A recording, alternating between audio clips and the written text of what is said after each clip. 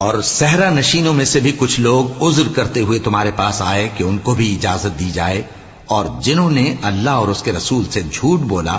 وہ گھر میں بیٹھ رہے۔ سو جو لوگ ان میں سے کافر ہوئے ہیں ان کو دکھ دینے والا عذاب پہنچے گا، نہ تو ضعیفوں پر کچھ گناہ ہے اور نہ بیماروں پر، اور نہ ان پر جن کے پاس خرچ موجود نہیں کہ شریک جہاد ہوں، یعنی جب کہ اللہ اور اس کے رسول سے مخلص ہوں۔ نیکوکاروں پر کسی طرح کا الزام نہیں ہے، اور اللہ بخشنے والا ہے، مہربان ہے۔ اور نہ ان بے سر و سامان لوگوں پر الزام ہے کہ جو تمہارے پاس آئے کہ ان کو سواری دو، اور تم نے کہا کہ میرے پاس کوئی ایسی چیز نہیں جس پر تم کو سوار کروں، تو وہ لوٹ گئے، اور اس غم سے کہ ان کے پاس خرچ موجود نہ تھا ان کی آنکھوں سے آنسو بہ رہے تھے۔ الزام تو ان لوگوں پر ہے جو دولت مند ہیں اور پھر تم سے اجازت طلب کرتے ہیں، یعنی اس بات سے خوش ہیں کہ عورتوں کے ساتھ جو پیچھے رہ جاتی ہیں گھروں میں بیٹھ رہے ہیں۔ اللہ نے ان کے دلوں پر مہر کر دی ہے، بس وہ سمجھتے ہی نہیں۔ جب تم ان کے پاس واپس جاؤ گے تو تم سے عذر کریں گے، تم کہنا کہ عذر مت کرو،